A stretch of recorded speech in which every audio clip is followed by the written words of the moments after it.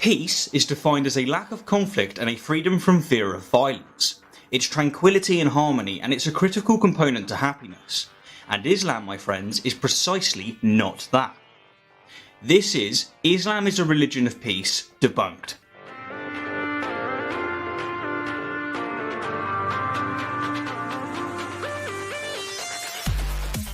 Okay, I might have been a bit facetious in my intro, but I nevertheless stand by the sentiment of what I said. Islam is not a religion of peace, and in this video I want to predominantly explain why. However, for the purpose of clarity, I want to first put this argument in its syllogistic form. Peace is defined as a lack of conflict and a freedom from fear of violence. Islam acts according to and in seek of peace. Therefore, Islam is a religion of peace. In my opinion, when somebody employs this argument, the first thing to do is to identify how exactly they're defining the word peace. The reason being is because there are two versions of this argument. The first is one in which the proponent is sincerely asserting that Islam is a religion of peace as defined colloquially. And the second is one in which the proponent is periodically using an Islamic definition of the word peace. Hence, this is why it's important to get them to define peace from the outset.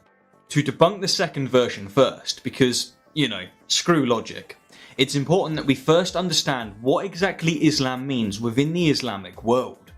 The word Islam is derived from the Arabic word salam, a word literally meaning peace, and Islam as a religious practice refers to a person submitting herself or himself to the will of Allah in order to seek eternal peace and tranquility.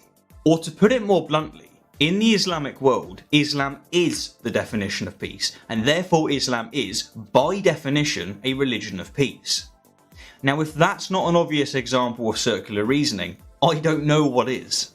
Defining Islam as peace and then asserting that Islam is peaceful is as circular as defining Nazism as love and then asserting that Nazism is loving. Not only is this confusing, it's deceitful. What's more is that when the proponents of this argument use the colloquial definition of the word peace within their first and third premises, but use the Islamic definition of the word peace for their second premise, they're actually committing a classic equivocation fallacy.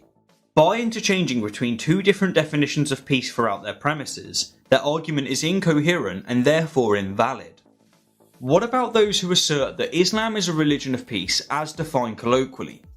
The likes of Majid Nawaz and Ziba Khan. How exactly have these people come to the conclusion that Islam is indeed a religion of peace? Well, to begin, while they recognise that countless atrocities have been committed in the name of Islam, they nevertheless maintain that these acts are the result of fanatics, extremists, and militants taking Islamic teaching out of context. But to raise an immediate objection, this claim is false. Flat out, demonstrably false. As I demonstrated in my video about Islamophobia, the Quran and the Hadith possess countless violent verses that instruct Muslims, and moderate Muslims do indeed endorse and commit many reprehensible atrocities with explicit reference to Islamic teaching. What's more is that they do incessantly claim jurisdiction over the experience of others, and so they are therefore not peaceful. To name but a few examples, a poll of over 38,000 Muslims from over 39 different countries found that 60% of moderate Muslims believe that a wife should obey her husband. 75% believe that it is necessary to believe in Allah to be a moral person. 40% want the death penalty for those who leave Islam. And 60% want Sharia law to be the official law of their country.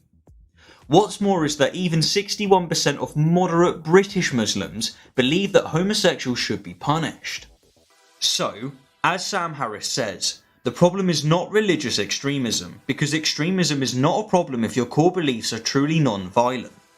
The problem isn't fundamentalism. The only problem with Islamic fundamentalism is the fundamentals of Islam. To hammer home this point, Harris often uses the example of Jainism as an actual religion of peace, as its central tenet is non-violence and respect towards all living beings. The more extreme a Jainist becomes, the less we need to worry about them. But so far as I am aware, the same cannot be said of any other religion, and especially not for Islam. To quote Harris again, and yes, Harris is going to feature in a lot of my videos because I think he is way beyond his time. The problem is that Islam isn't a religion of peace, and the so-called extremists are seeking to implement what is arguably the most honest reading of the faith's actual doctrine. A second prominent objection that the proponents of this argument present is that of contextualization. For example, to paraphrase Nawaz, Muhammad and the history of Islam must not be judged by the standards of civilization that we, after an accumulation of thousands of years, have arrived at. Islamic history must be judged by the standards of its time. But this is simply nonsense, and here's why. Islam has always uniquely claimed that its teachings are the final and unalterable revelation from the Almighty, and that by extension its edicts are absolutely final. Therefore, because Muhammad practiced and Islam endorses and encourages elderly men to take young girls as wives, this rule is final. For a Muslim to now contextualize this edict and practice is to reject that Muhammad's example and revelation is final. In fact, it's worth pointing out that in Saudi Arabia there isn't an age restriction for marriage whatsoever. And of course, the reason for this is explicitly Islamic. What's more is that even if Islam didn't claim to be the final and unalterable word of the creator of the universe, we still can and should judge its historical acts despite its context. Hell, future generations will certainly look back at our actions today and judge us, and they should. A third prominent objection that the proponents of this argument present is the assertion that Christianity is not a religion of peace either, often by referring to the Crusades, etc. Now of course, this is true, Christianity is definitely not a religion of peace, but to bring this up is simply a red herring. It's a distraction and a redundant use of energy. It's the equivalent of someone saying in a debate about Hitler's atrocities that Stalin was worse. It's irrelevant, and because of this it can be dismissed without serious consideration. And finally, a small point I'd like to make before I recap is that yes, pretty much any religion, and any ideology for that matter, can be practiced peacefully. But this doesn't mean that the religion or ideology is peaceful itself. To be a peaceful Muslim you need a very peculiar interpretation of Islam indeed. You need to reject the vast majority of its teachings and pick and mix the peaceful verses. You know, just like modern Christians.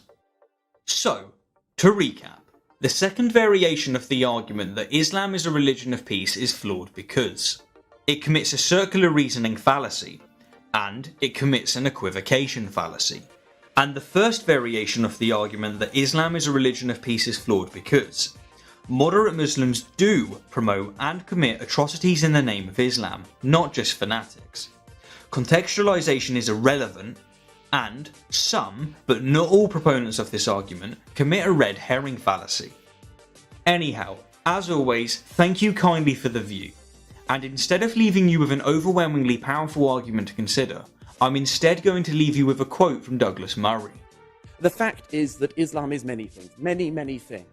But to say it's a religion of peace is nonsense. It's to ignore reality. It's to ignore very difficult but necessary facts, not paradigms, but facts. To say that Islam is a religion of peace is to say something based entirely on hope. It's to elevate a hope into truth. And I hope, as you all know, history teaches us that's a very bad thing to do. Thank you. Thank you, Dr. Smart.